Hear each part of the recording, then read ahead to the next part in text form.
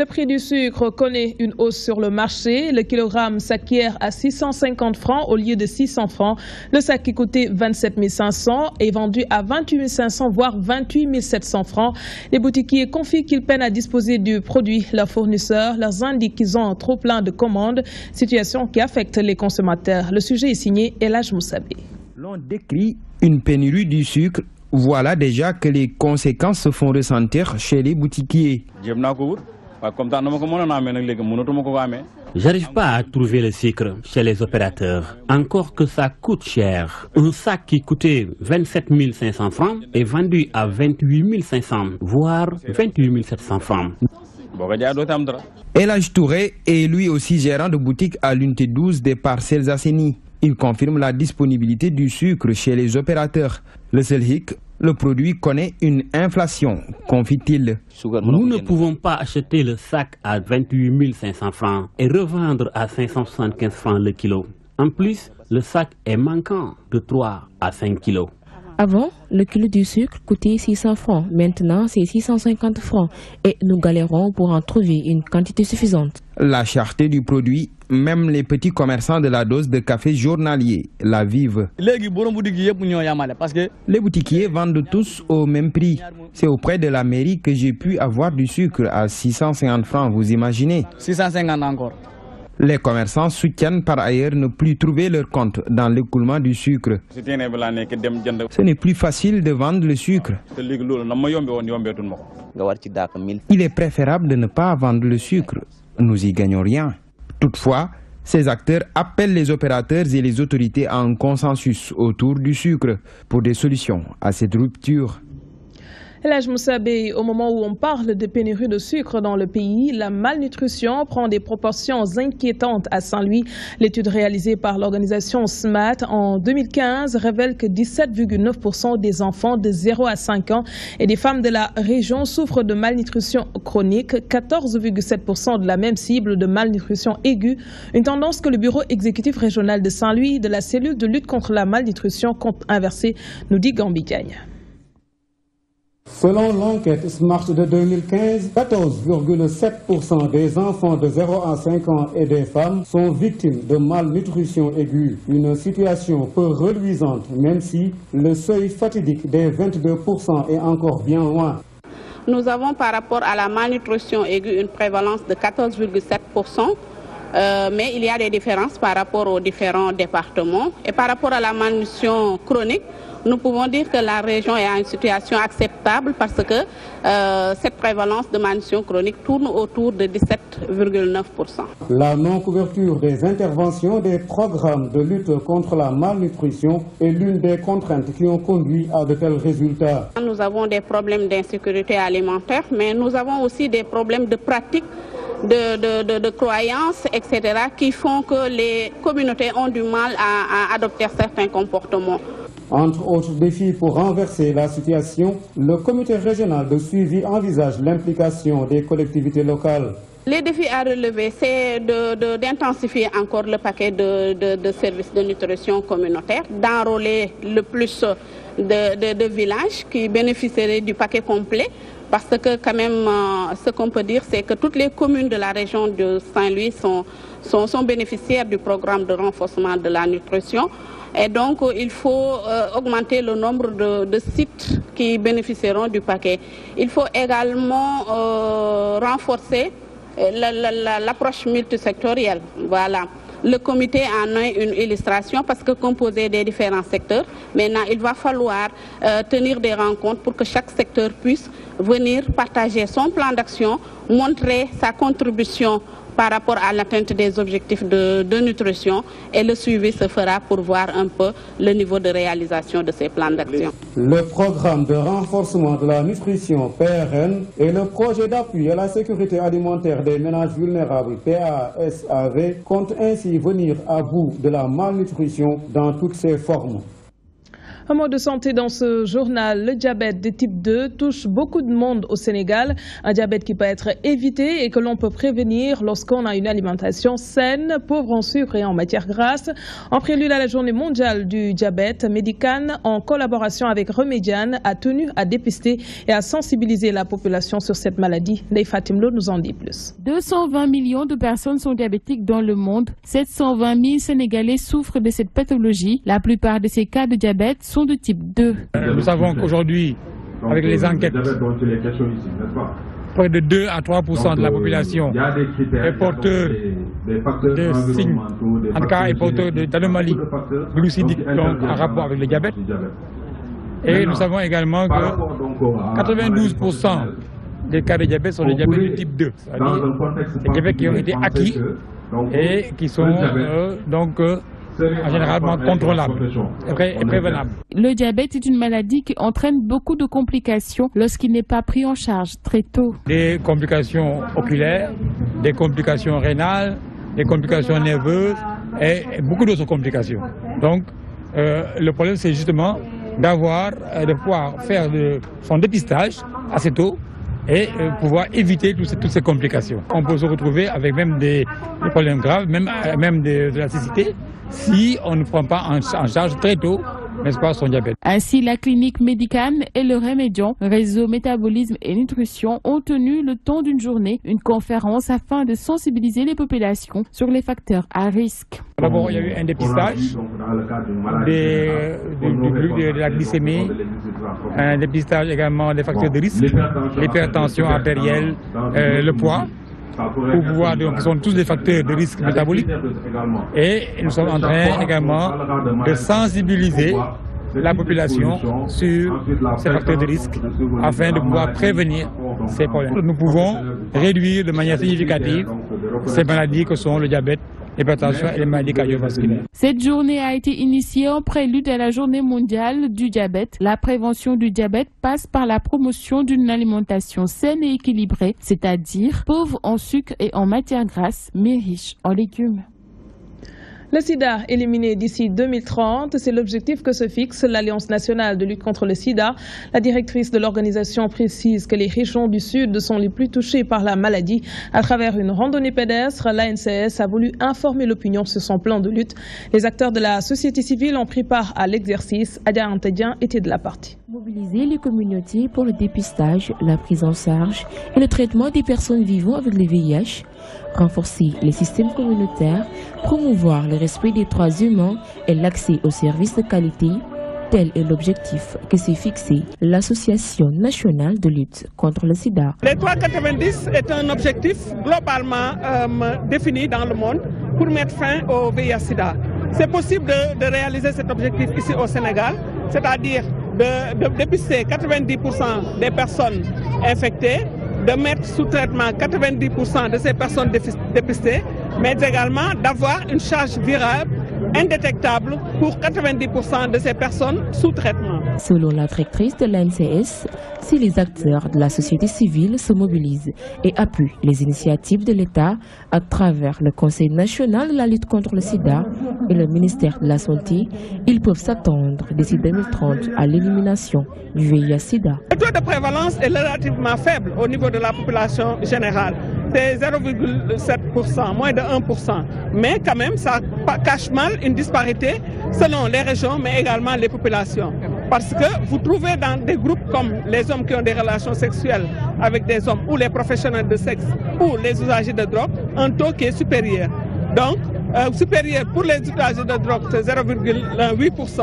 Pour les professionnels du sexe, c'est aux alentours de 18%. Et pour les hommes ayant des relations sexuelles avec d'autres hommes, c'est autour de véritablement 21%.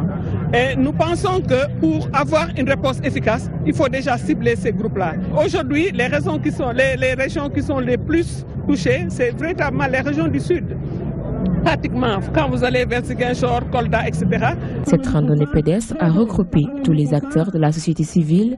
L'Association nationale de lutte contre le sida croit dur comme fer que le sida peut disparaître au Sénégal. Direction Touba, le ministre de l'Intérieur annonce l'arrivée d'un aéronef pour renforcer la sécurité des pèlerins. Abdoulaye Daouda Diallo rappelle également que la circulation de Jakarta est interdite jusqu'à la fin du Magal. Il a tenu ses propos lors de la dernière réunion de suivi et d'évaluation des engagements pris par l'État du Sénégal qui s'est tenue dans la cité religieuse. Vous avez pu l'écouter dans notre précédente édition. Magal de Touba 2016, les opérateurs de téléphonie mobile seront soumis à un contrôle rigoureux pour la qualité du service durant cette période de grande affluence. Une équipe de l'ARTP est déjà sur place. Les concernés rassurent que toutes les dispositions ont été prises et les usagers n'auront pas à se plaindre comme c'est souvent le cas durant les manifestations religieuses de grande envergure. Sur place, nous rejoignons Elhaj Modougay. Les opérateurs de téléphonie mobile ne seront pas exempts de contrôle cette année à Touba. L'Agence de régulation des télécommunications promet de veiller au grain pour que la qualité du service soit au rendez-vous. Vous savez, chaque année, on essaie d'améliorer. Comme je l'ai dit tout à l'heure, nous avons l'habitude de venir la veille pour faire les inspections et le jour pour faire nos mesures. Cette année, nous sommes venus avant pour constater le déploiement. On sera là avant le Magal, le jour du Magal, pour que avec nos équipes techniques cette fois-ci, qui vont contrôler avec des outils que nous disposons la qualité de service et la qualité de couverture. L'opérateur Orange, l'agence peut aller voir ailleurs. Les dispositions prises vont au-delà même de la qualité du service mobile et Internet. Toutes nos équipes techniques aujourd'hui pour Dakar et pour toutes les régions et pour Touba particulièrement par rapport à cet événement-là, nous avons tout un dispositif technique de surveillance qui s'assure que réellement tout le trafic s'écoule normalement. Pour preuve, il y a une semaine, c'était vendredi dernier, on avait toute la direction technique, du directeur technique jusqu'au responsable même de ce projet qui était ici. Tigo reconnaît naguère avoir connu des perturbations, mais va mettre les bouchées doubles pour assurer un service de qualité. Et avec ce travail-là, nous avons de façon très importante augmenté la capacité donc de réception des abonnés, aussi bien sur la partie 2G que sur la partie 3G. Donc nous sommes confiants que les abonnés pourront avoir des qualités en termes d'appel et aussi en termes de données. Encore, les deux plus grands opérateurs de la téléphonie mobile au Sénégal, leurs services respectifs durant le Magal ne souffriront d'aucune perturbation majeure, notamment dans les lieux où la plus grande affluence est notée. Le chapitre politique affaire du maire de Mermoz Sacré-Cœur, Bamba Fall se félicite de la levée de l'immunité parlementaire de Barthélémy Diaz. Toutefois, le maire de la Médina considère cette décision comme un acharnement à l'endroit de son camarade de parti. Le socialiste se dit prêt à le soutenir jusqu'au bout. Voici Bamba Fall, membre de la coalition Taxawu Dakar, au micro d'Abigay. Barthélémy Diaz avait même demandé à ce qu'on lève son immunité parlementaire pour pouvoir éclairer et pouvoir juger son dossier. Et c'est normal, il n'a pas peur parce que je pense que vous tous vous savez ce qui s'est passé. Il a été attaqué, il s'est défendu et nul ne peut dire que c'est lui-même qui a tué Ndiaga Diouf. C'est plus qu'un acharnement parce que tant que Barthélémy était favorable à la coalition présidentielle, il n'était pas inquiété. Parce que vous saviez que Barthélémy a été investi comme député au moment où il était en prison. Il a été sorti de prison et promu membre du bureau de l'Assemblée nationale. Le jour où il a déclaré qu'il n'est pas favorable à la décision de Tanor de céder le parti, n'est-ce pas, comme un mouvement de soutien derrière Macky Sall. Et quand il a aussi refusé, catégoriquement comme nous aussi, de participer demain à l'élection des députés derrière la coalition Benno Bokk Yakaar, c'est à ce jour qu'il a commencé à être inquiété comme nous-mêmes. Encore une défection de Benno Bokk Yakaar. L'Alliance pour le développement local quitte la coalition du pouvoir. Décision prise ce samedi à Kaolack lors d'une assemblée générale d'installation de la coordination des jeunes de la Prodel. Moussa Fall estime que Benno tourne autour de deux partis, en l'occurrence le PS et l'AFP. Le président de la Prodel parle de manque de respect. Moussa Fall est interrogé par Sambou Biagui. Nous sommes des acteurs de l'alternance en 2012. Nous avons accompagné le président Macky Sall pendant 4 ans. Nous sommes des membres de Benno Bokk Yakaar et nous l'avons défendu partout.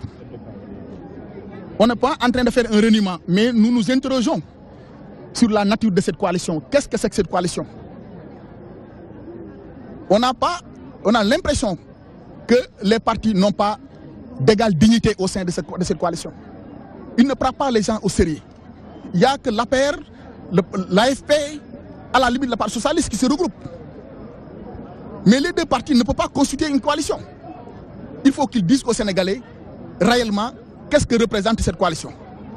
Nous, après maintes réflexions, nous avons jugé nécessaire de quitter cette coalition, de nous retrouver avec d'autres forces politiques au Sénégal pour nouer des alliances fortes, capables de prendre en charge de nouvelles orientations politiques. C'est notre mission fondamentale. Nous allons travailler avec la Convention citoyenne Lénine, dirigée par notre frère Mamadou Gueye. Nous changeons de registre. La jeune génération face aux grands défis de la construction nationale et de l'intégration africaine. C'est tout le sens du cadre d'échange organisé à l'endroit de cette couche de la population. Objectif, regrouper tous les jeunes des partis politiques pour discuter de cette thématique. Selon les organisateurs, les aînés ont une part de responsabilité dans cette construction. La rencontre s'est déroulée en présence d'Abigail. Regrouper tous les jeunes des partis politiques pour discuter de la construction nationale, tel est l'objectif de la rencontre d'échange sur le thème « La jeune génération face aux défis de la construction nationale et de l'intégrité ». Pour regrouper tous les jeunes des partis politiques, qu'on puisse discuter de la construction nationale. Parce que nous avons vu qu'aujourd'hui, le débat vole très bas, les jeunes deviennent des insulteurs professionnels. Et nous avons voulu montrer, en invitant les gens à venir à cette rencontre d'échange, que nous pouvons faire autre chose. Selon l'ancien ministre Seydou Sissal, les aînés ont beaucoup de responsabilités, à savoir assurer à la jeunesse l'éducation, la formation, entre autres.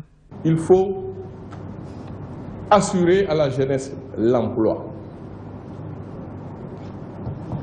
l'entrepreneuriat, pas seulement l'emploi salarié, l'éducation dans son acception la plus large, les former à la citoyenneté active, agissante, les aider, les appuyer dans la protection de leurs droits. Il nous faut, nous les aînés, travailler avec nos cadets, les jeunes, pour que les questions liées à la jeunesse soient au centre des programmes de développement. Si l'on se fie aux initiateurs du panel, les jeunes doivent s'impliquer dans la politique, ceci dans le but de faire face aux questions liées à la jeunesse. Ce 13 novembre, la France se souvient de l'attentat perpétré au Bataclan. Plus de 120 personnes avaient perdu la vie dans ce qui fut l'une des attaques terroristes les plus meurtrières à Paris. On a appris les faits, la douleur est toujours présente dans les cœurs. Aujourd'hui, la salle de concert de Bataclan a de nouveau ouvert ses portes. Ababacar Sadertop nous rafraîchit la mémoire. Il y a un an, jour pour jour, que le Bataclan, jusque-là considéré comme un sanctuaire, vivait l'une des attaques les plus barbares perpétrées par des terroristes en France. Contre toute attente, 3 djihadistes ouvrent le feu sur un public de 1500 personnes venues assister à un concert américain. Le choc est visible, le bilan est lourd. 130 morts et 413 blessés, hospitalisés dont 99 dans un état grave. La France décrète l'état d'urgence. Daesh est pointé du doigt. Quelques minutes après, l'organisation revendique l'attaque. La traque contre ces djihadistes fait le tour de la France, mais en vain. Ce n'est que le 18 mars 2016 que l'un des terroristes est épinglé à Molenbeek, en Belgique. Aujourd'hui, un an après, les concerts reprennent au Bataclan. Après une minute de silence, l'émotion est forte. Le chanteur britannique Sting monte sur scène. La salle parisienne retrouve son sourire. Mais n'oublie pas. Avant de commencer, j'aimerais que nous observions une minute de silence. Nous en venons à la page sport et nous reparlons du match entre le Sénégal et l'Afrique du Sud. Vous le savez, les Lions ont été battus ce samedi par les Bafana Bafana. Le sélectionneur national encaisse difficilement ce revers. Interpellé sur l'arbitrage du match, Aliou Cissé n'a pas trop voulu s'épancher sur la question. Nous l'écoutons. Non, on n'a pas joué à la défensive. Je crois qu'on a voulu les attendre d'abord. C'est une équipe qui était très bonne dans les intervalles. On n'avait pas envie d'ouvrir les intervalles. Donc on a su les contenir en bon bout de temps. Mais je pense que ce qui a resté après, c'est surtout la projection. On ne s'est pas assez projeté. On a gardé le ballon à la récupération du ballon, alors que ce que j'avais demandé, c'est récupération et percussion après. C'est possible, c'est possible. C'est vrai que le but qu'on prend par penalty, moi, il faut que je regarde d'abord les images. Je ne sais pas, est-ce qu'il y a penalty, est-ce qu'il n'y a pas penalty. Il n'y a pas penalty, donc peut-être que c'est ce qui les a déconcentrés. Mais bon, j'avais déjà averti les gens de tout ça. Maintenant, comme je l'ai dit, on est en Afrique. Il faut qu'on s'adapte à ces façons de faire. Donc c'est pas une excuse. Maintenant, bon, l'arbitre se trompe aussi en même temps qu'un joueur peut se tromper. Oui, mais bon, comme je suis en train de vous le dire, moi je suis sur le banc. Mon rôle, c'est essayer de parler avec l'arbitre, essayer de lui faire comprendre tout simplement que parfois les décisions qu'il est en train de prendre, ce ne sont pas des bonnes décisions.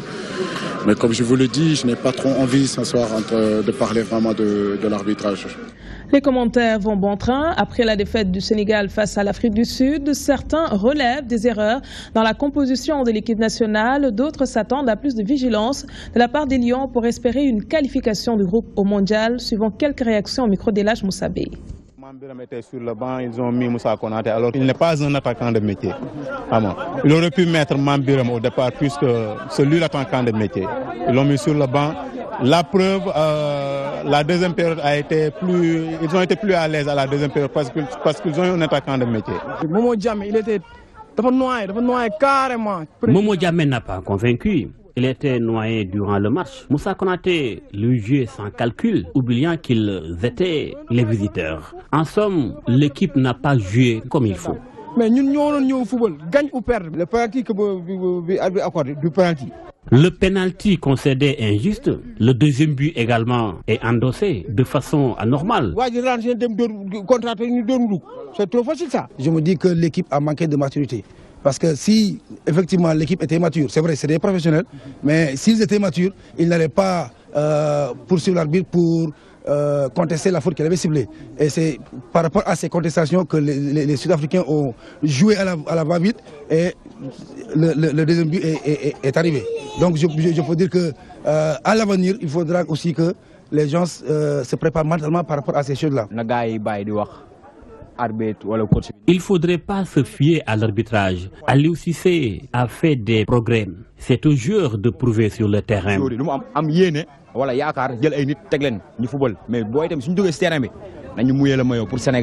Nous changeons de discipline. La Ligue d'athlétisme de Dakar veut plus de visibilité. Selon les dirigeants, cela passe par la mobilisation pour attirer les sponsors, l'élargissement de l'environnement pour une gestion adéquate de l'athlétisme. La Ligue ne veut plus compter sur l'État pour financer ses activités. Lieutenant Baracham est le président. Il réagit au micro de notre reporter. Nous souffrons un peu de public, de mobilisation, donc vu le contexte actuel du pays. Donc nous sommes conscients qu'il faut se tourner vers le sponsoring parce qu'on ne peut pas attendre tout de l'État. Donc c'est pourquoi nous avons exhorté les uns et les autres pour qu'ils s'activent davantage dans ce sens. Nous sommes conscients des difficultés que notre sport traverse et nous les avons déjà listées. Donc on les connaît de fond en comble, on sait là où le bas blesse, donc c'est pourquoi nous orientons tous nos efforts dans ce sens. Ça c'est un. Deuxièmement, c'est sur le plan technique où il y a énormément de difficultés, comme j'ai eu à le dire. Nous souffrons de personnes ressources, nous avons plus de techniciens que d'administratifs. Et ça, c'est un problème auquel il faut résorber cette année. Donc, inviter les gens à venir intégrer les instances au niveau de la Ligue, au niveau régional, mais aussi au niveau national. Une note de culture avant de boucler ce journal. La communauté manglaine de Ziguinchor dans la ferveur du Kouyambang, cérémonie initiatique équivalente du Boukout chez les Jola. Les sages de cette communauté veulent ainsi faire connaître la culture mandingue et inculquer aux jeunes des vertus telles que la sagesse, le respect des anciens, l'amour du travail, entre autres. Voyons cela avec Mambita Diata. Suite à des échauffourées entre compagnons du Kankourang qui ont conduit à la mort d'une fillette il y a de cela 2 ans, le préfet de Ziguinchor avait pris la décision de suspendre l'apparition du Kankourang. Les sages de la communauté mandingue ont alors décidé de prendre en charge la question pour sauvegarder leur patrimoine culturel. C'est ce qui a motivé l'organisation du Kouyambang, Grande cérémonie d'initiation chez les Mandingues. L'objectif que nous cherchions, revaloriser notre tradition qui nous est chère. Cette tradition nous est chère. C'est un legs que nous ont laissé nos ancêtres. Tout le bénéfice revient à la jeunesse. Le Mandingue tient beaucoup à la discipline et surtout au respect. C'est la communauté Mandinka qui va retourner à ses vieilles traditions aux sources, comme disait l'autre, puiser l'essence régénératrice et l'offrir au monde. Ce monde disloqué, ce monde d'indiscipline, ce monde d'incompréhension et ce monde de non-partage. Vous savez, dans la tradition, les gens ont dit que les différentes sociétés ont été civilisées par l'Occident. Mais ils ont oublié que la première constitution du monde est une constitution du Mandingue. Je veux parler de la charte de Kurukanfuga. Depuis Kurukanfuga, le Mandinka a montré au monde ce que c'est que la valeur. Aujourd'hui, s'il y a des conflits, c'est parce qu'on ne se pardonne pas, on ne se parle pas, on ne s'écoute pas. Aujourd'hui, l'éducation spirituelle en milieu mandingue, c'est le Kuyamba. Il ne faut pas le confondre avec l'opération chirurgicale. En un mot, c'est un retour aux sources. Un retour aux sources pour perpétuer la tradition mandingue, une parfaite occasion de revaloriser le Kankourang, cet être mythique et mystique qui était en phase d'être banalisé par les jeunes. Revaloriser le Kankourang, normaliser le Kankourang qui a connu beaucoup de problèmes à Ziguinchor par le fait que des jeunes gens non initiés se sont immiscés là-dedans. La culture mandinka, le Kankourang nous appartient à nous les Mandingues. Nous voulons la revaloriser, nous voulons la remettre à l'endroit pour que les gens ne pensent pas que c'est un patrimoine de l'UNESCO, c'est quelque chose pour tout le monde. Non, c'est un patrimoine immatériel de Mandingue que l'UNESCO a voulu magnifier. Nous sommes retournés à la source, reprendre notre bien, le montrer au monde. L'autorité nous a accompagnés dans ce sens-là. Ils nous ont demandé de faire la manifestation et de voir est-ce que nous sommes capables de réussir cela. Je crois qu'aujourd'hui, vos images le montreront. Nous sommes partis aux sources, nous avons pissé l'essence et nous allons l'offrir au monde, Inch'Allah. Depuis une trentaine d'années, la communauté mandingue de Ziguinchor n'avait pas organisé une cérémonie d'initiation. La nature ayant horreur du vide, certains jeunes en ont profité pour en faire un commerce pendant l'hivernage. C'est ce qui a conduit à plusieurs dérapages. Désormais, les sages en ont fait leur affaire. Et c'est la fin de ce journal. Merci de nous avoir suivis. Merci également à l'équipe technique. Je vous retrouve demain à 20h, s'il plaît à Dieu. Passez d'excellents moments en compagnie de nos programmes.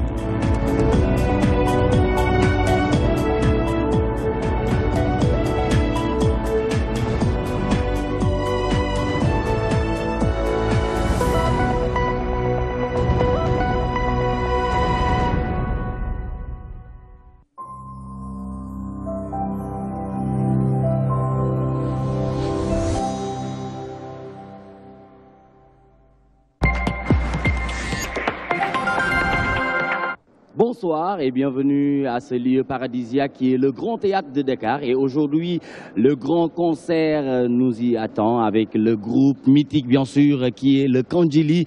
Ce sera du gospel.